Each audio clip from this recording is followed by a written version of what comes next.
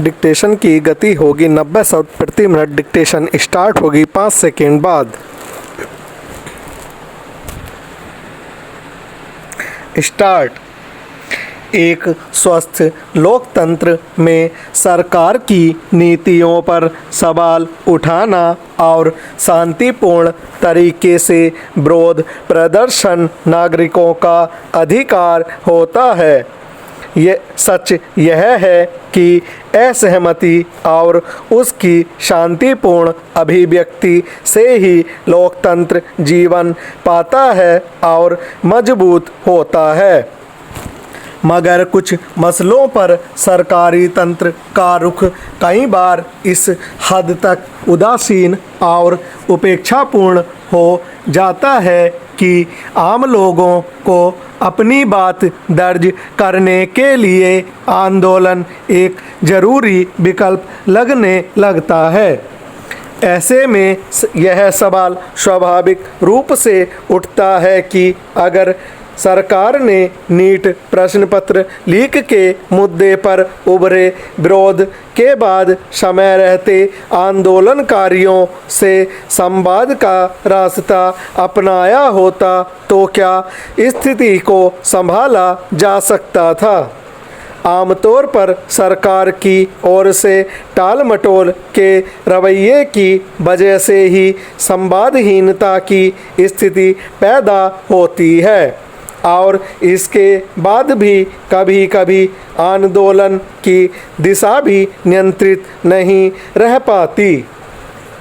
हैरानी की बात यह है कि मतविरोध या सवालों के सामने आने पर सरकार अपनी ओर से बातचीत में दिलचस्पी नहीं दिखाती, लेकिन जब लोग सड़क पर उतर जाते हैं तब कथित हिंसा पर काबू पाने के नाम पर पुलिस के जरिए बल प्रयोग का सहारा लेने से भी नहीं हिचकती। दरअसल नीट 2026 के प्रश्न पत्र लीक के मुद्दे पर विद्यार्थियों के आंदोलन के दौरान जो भी अराजकता और पुलिस की कार्रवाई देखने में आई वह सरकार और आंदोलनकारियों के बीच संवादहीनता का ही नतीजा था। इसी से जुड़े एक मामले की सुनवाई के दौरान बुधवार को सुप्रीम कोर्ट ने एक महत्वपूर्ण टिप्पणी की कि अगर कुछ गुमराह लोग पत्थरबाजी भी करते हैं तो भी युवाओं को शांत करने और उनसे बातचीत करने की ज़रूरत है। गौरतलब है कि दिल्ली के जंतर मंतर पर पुलिस ने आंदोलनकारियों पर जिस तरह लाठीचार्ज किया और आंसू गैस के गोले छोड़े उस पर तीखे सवाल उठे।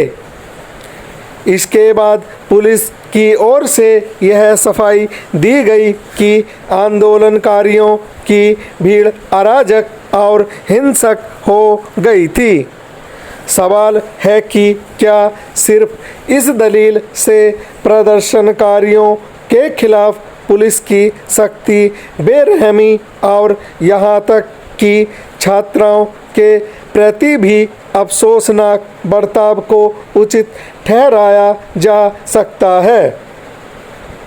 खबरें यहाँ तक आई कि प्रदर्शन कर रहे युवाओं पर पैलेट गन भी चलाई गई, जिसका उपयोग हर लिहाज से गलत था।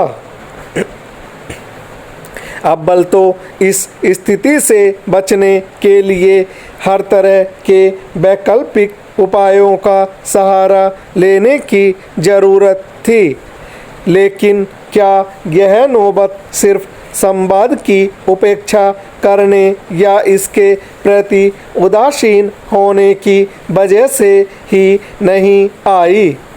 पुलिस की सख्ती सवालों के घेरे में आने के बाद मुद्दा अब राजनीतिक शक्ल अख्तियार करने लगा और विपक्षी दलों ने भी इस मसले पर आवाज़ उठाई।